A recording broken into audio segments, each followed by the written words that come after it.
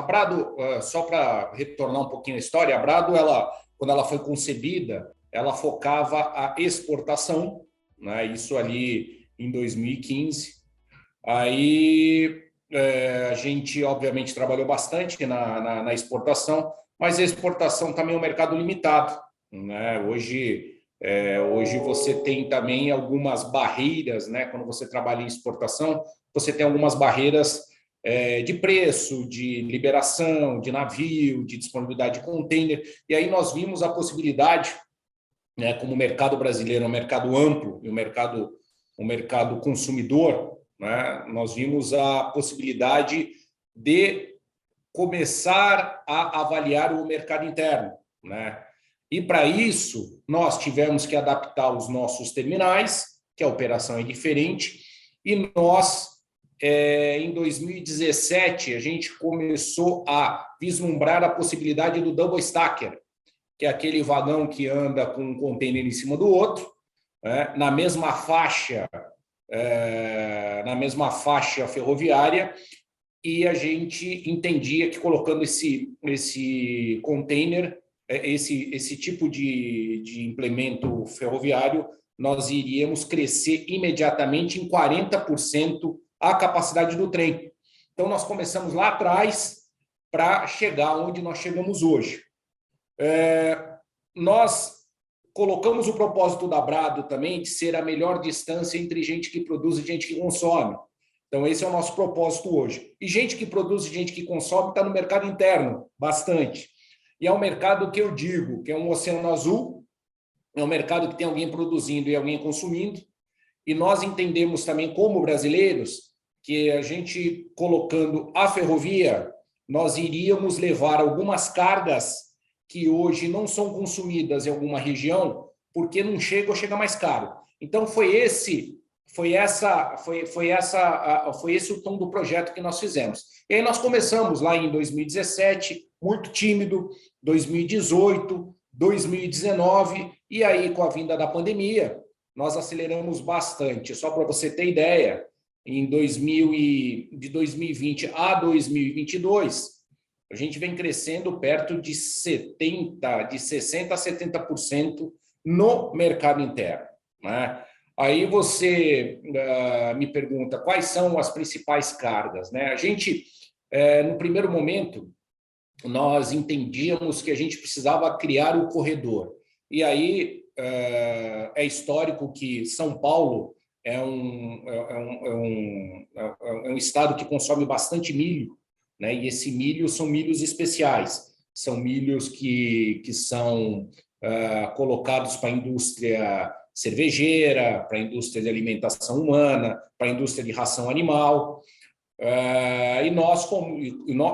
a Brado, como foi colocada lá em Mato Grosso, na origem desse milho, a gente começou a criar o nosso backbone de descida desse milho, que a gente chama de granel vegetal, né, de proteína vegetal. A gente começou a descer com essa carga lá de Mato Grosso, em container, porque é uma carga que exige uma qualidade altíssima, ela tem que ser uma carga apartada. Só para você ter ideia, os nossos clientes, eles compram aquele milho daquela granja, daquele silo, né? O milho não pode ter uma pena de pombo, não pode ter nada, porque eles são exigentes, bastante exigentes, porque é para ração humana e ração animal. E a gente começou a descer com esse milho. E aí nós falamos, bom, se o pessoal lá do Mato Grosso que produz milho, soja, farelo, proteína animal, eles também consomem outras cargas, né? E aí nós começamos a fazer esse carrossel, descendo com proteína vegetal e subindo com bens de consumo, ou seja, né, fralda, desodorante, shampoo, aí fogão, vergalhão de ferro, caixa d'água, móvel, tudo que você pode imaginar que caiba num container. Por quê? Nós queremos cada vez mais levar cargas para o produtor, né? porque o produtor, a gente sabe que o produtor ele consome, ele precisa de outras cargas para produzir, para continuar produzindo do jeito que ele está fazendo. E daí nós entramos também na linha de fertilizantes especiais, que são os agroquímicos, né?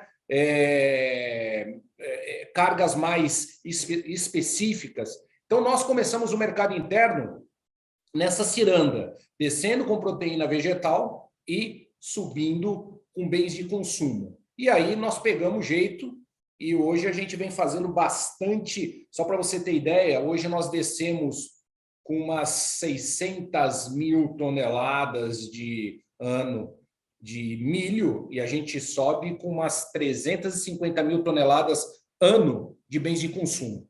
Então, é uma história legal, né? Porque tudo que é planejado e bem planejado dá certo, né?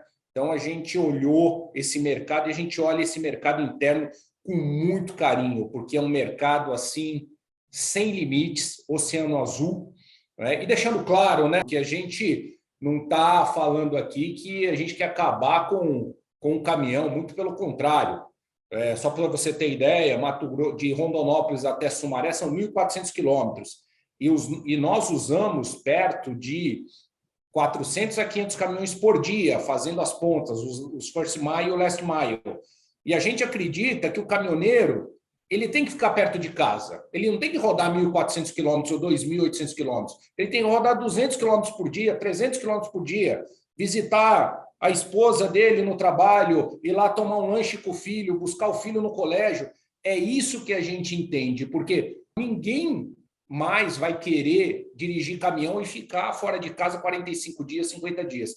Então, nós entendemos o mercado, nós estamos cada vez mais botando qualidade nesse mercado, dando segurança para esse mercado e entregando a carga do mesmo jeito que nos foi dada. Obviamente, nós temos clientes que aceitam trans-time do trem, que hoje demora uns 3 dias para sair de Campinas e chegar em Rondonópolis, mas também se o cliente precisa que chegue a carga em 1 dia e meio, aí vai de caminhão. Mas nós trouxemos uma tranquilidade agora para o mercado, principalmente vislumbrando que a tendência são as indústrias, elas avançarem o estoque, né? Elas colocarem estoque mais perto do consumo. Então, a ferrovia é para isso, é para avançar estoque, grandes quantidades, também um modelo de transporte menos poluente. Então, assim, a gente fez a nossa lição de casa e estamos aí crescendo cada vez mais, dando qualidade e dando possibilidades para o mercado.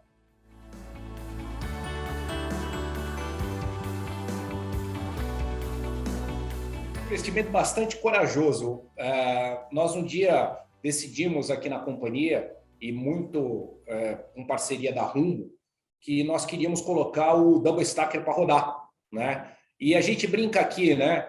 Onde nós víamos o double stacker rodando? Só naqueles filmes do Rambo, do Stallone Cobra, né? Que ele aparecia, né? Todo filme tem a ferrovia, você já percebeu, né? Todo filme de aventura tem a ferrovia. E a gente olhava aquele double stacker e a gente, juntos aqui, falamos, olha, por que a gente não coloca o double stacker para rodar aqui no Brasil?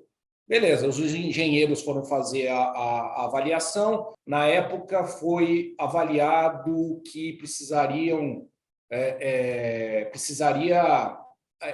aumentar quase 27 passarelas ou pontes e rebaixar algumas linhas. E foi assim um projeto na época, em 2017, que a Brado aportou quase 70 milhões de reais para fazer isso. Que isso foi feito em parceria com a comunidade nos 1.400 quilômetros que a gente passou. Porque em todas as cidades que nós passamos, e aí foi a Rumo que fez todas essas obras e etc. e tal, tinham pontes que estavam lá velhas, que já não tinham capacidade de rodagem, etc. e tal, e a gente conseguiu reformar todas essas pontes. Então, nós ligamos o lado direito ao lado esquerdo da cidade, porque a ferrovia, obviamente, né, a ferrovia que chegou primeiro, ela corta a cidade no meio. Então, nós conseguimos, a Rumo, né, conseguiu fazer uma obra incrível e beneficiando as pessoas que moram ao lado da linha, né? Então, isso foi a primeira coisa, mas nós lá atrás pusemos 80 milhões, né? 80 milhões só em obra. Só para você ter ideia, hoje nós devemos ter perto de cinco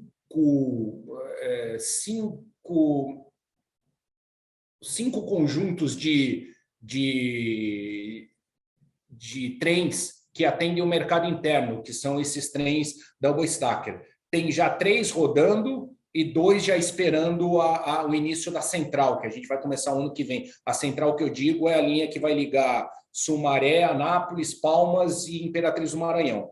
Mas só para você ter ideia, hoje um equipamento desse custa perto, vamos fazer uma conta aqui, se você me permitir, cada vagão custa, hoje o vagão deve estar perto de R$550 mil, R$550 mil por 74 vagões, só de vagão dá 40 milhões, mais uns 20 milhões de locomotiva, ou seja, cada trem são 60 milhões, né? Então, se você tem 3 trens rodando ali, são 6, 12, 18, 180 milhões de equipamento da Brado rodando nessa linha. Então, quando a gente pega aqui friamente, para começar a rodar esse mercado, a Brado colocou perto de 250 milhões de reais, ou seja, 80 milhões para altear pontes e passarelas e rebaixar a linha, e mais os equipamentos. Não vou falar das necessidades que nós tivemos nos nossos...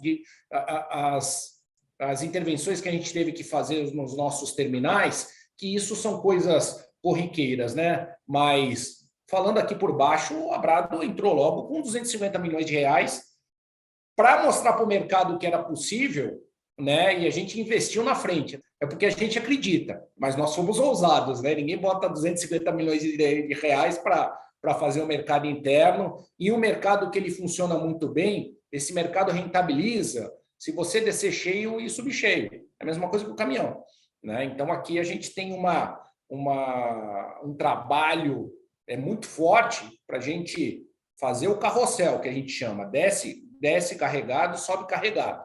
Mas esse tema de ferrovia é uma brincadeira cara, né? Você, no primeiro investimento, para você olhar o mercado, você vai, coloca a grana, e aí você começa a rentabilizar isso, mas um equipamento desse dura 30 anos, né? Então, eu acho que o mais pesado é isso, é você botar o equipamento, vagão e locomotiva, porque quando eu falo de 3 trens, ele roda com 74 no mercado interno, ele roda com 74 vagões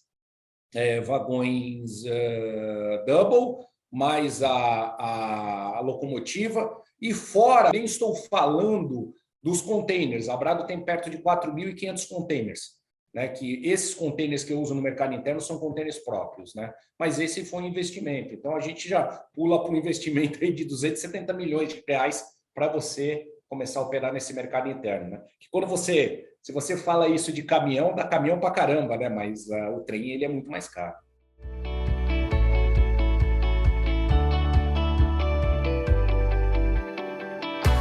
A gente não queria entrar naquela linha de preço, né? Aquela, olha, me dá aí a sua carga que eu dou um desconto. Obviamente o trem é mais barato, né? Ele tem que ser mais barato. Mas a nossa conversa com o mercado é uma conversa de uma relação forte, confiável, né? Porque a ferrovia ela tem um negócio interessante. Se eu tenho um contrato com você, eu vou fazer esse contrato até o final dele. E se eu tenho cláusulas nesse contrato que é diesel e IGPM a cada ano, mesmo que o frete exploda, vire 5 vezes mais, ele tem uma segurança de execução, né? Essa é a principal conversa com o mercado. Você tem uma segurança. Você vira uma companhia operadora de ferrovia, que é diferente, né? Eu, cliente, também tem que ter um planejamento, né? Porque a ferrovia, ela demanda planejamento, é igual um avião. Eu chego lá no meu gate, é a mesma coisa, se você se atrasa por qualquer motivo na sua casa e chega no aeroporto atrasado, o azar é seu, né? O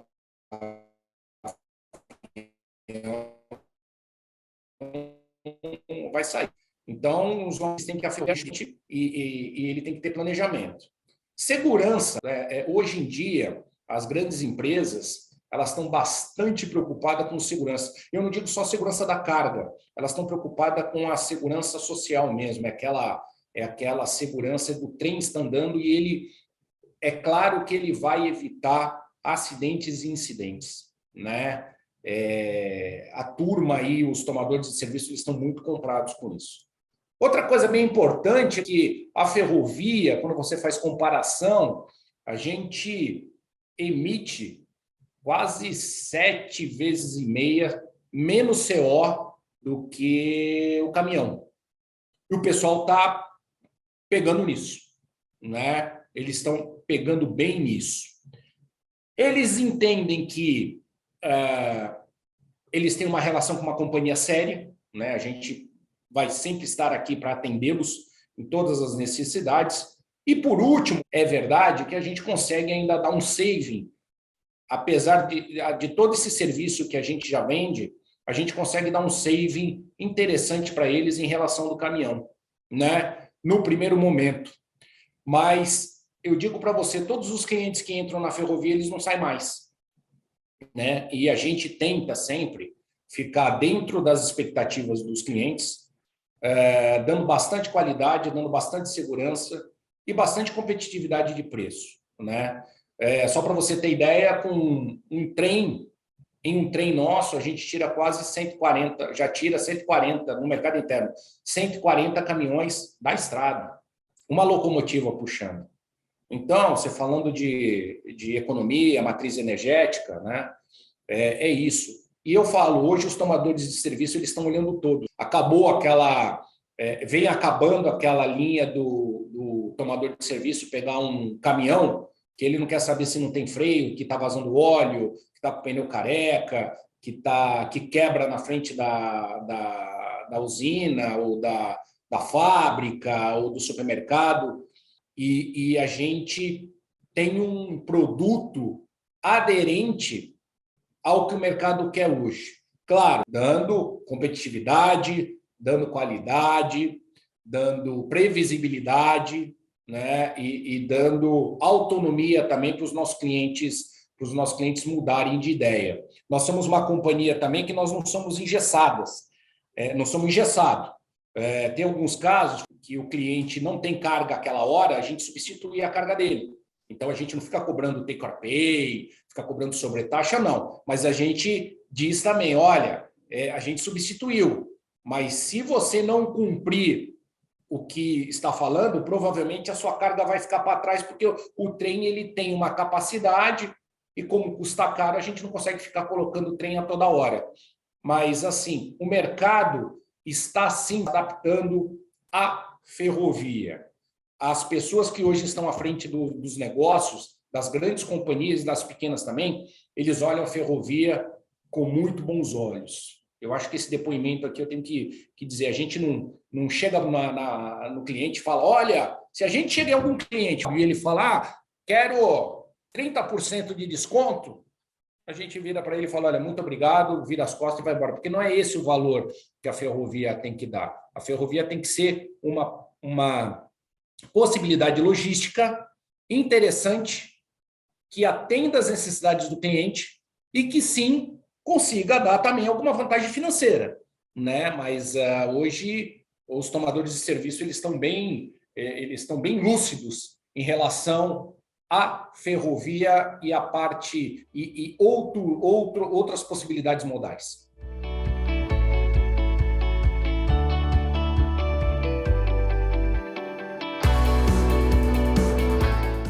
Para este ano, em relação ao volume que a Brado transporta, nossa meta é colocar 27% de todo o volume no mercado interno, né?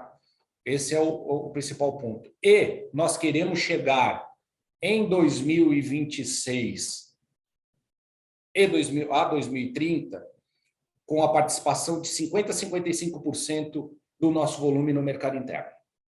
Né? Por quê? Porque a gente acredita nesse mercado, ele é um mercado que tem sempre alguém produzindo, alguém consumindo.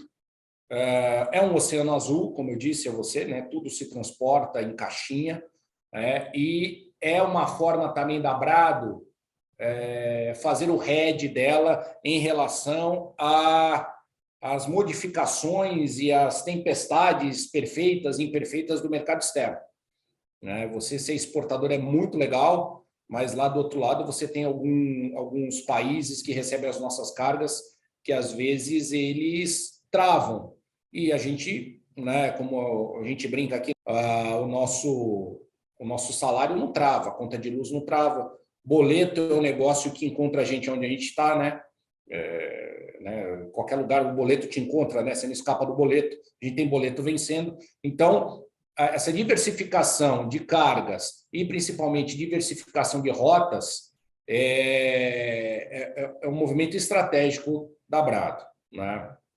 A diversificação, ela vem, primeiro, na qualidade de serviço, que a gente vem crescendo. Né? Hoje a gente dá informação, a gente tem gente atendendo, hoje nós temos um time comercial bem interessante, tem um time que vê varejo, tem outro time que vê atacado, tem um time que faz só agroquímicos e fertilizantes, tem um time que faz agrícola, né? Então a gente segmentou, a gente vem segmentando, vem aumentando bastante o time de mercado interno e dando soluções. Qual é o tipo da solução? Nem sempre o cliente ele vai ter a capacidade de usar a ferrovia, porque talvez ele precise chegar mais rápido numa localidade que a ferrovia não chegue.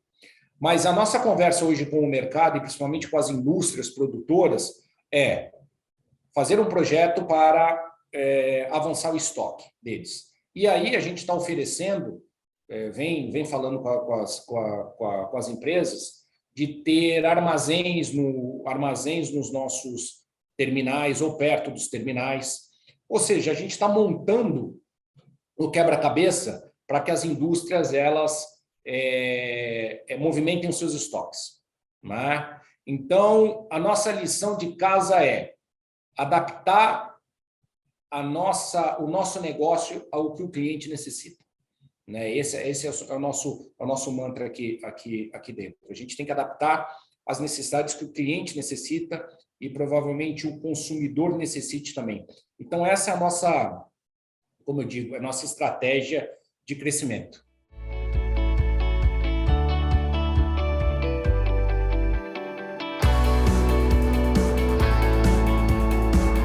Eu poderia falar de alguns investimentos que são obrigações. Muito investimento em tecnologia, né? Tecnologia da informação, porque hoje a gente entende que o cliente tem que ter as informações na palma da mão, né? É obrigação nossa. Nós estamos investindo bastante em máquinas que usam energia limpa, né? Só para você ter ideia, hoje, já em 2 terminais da Brado, a gente vem substituindo as máquinas heat stackers por pórticos elétricos, né? Vamos lá, olhando bastante a parte de ESG, né? Mas também a gente sabe que o pórtico elétrico ele é muito mais barato para operar do que uma máquina diesel, né? Então vamos lá, a gente sim tem a pegada ESG, mas você tem a pegada do Economics também, né? Eu acho que a gente tem que falar sobre isso, a gente não ficar com aquele discursinho de ESG, não, é tudo verde, não. Existe sim.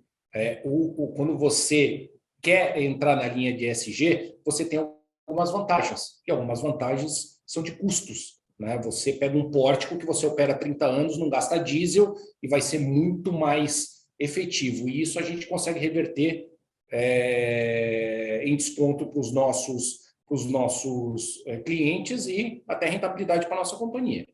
Agora, a gente está investindo muito em gente. Essa parte É engraçado, né? Todo mundo... Eu já fui vendedor, cara. Eu já vendi café em porta, né? Mas a gente vem investindo muito na nossa capacitação dos comerciais, porque eles têm que vender, né?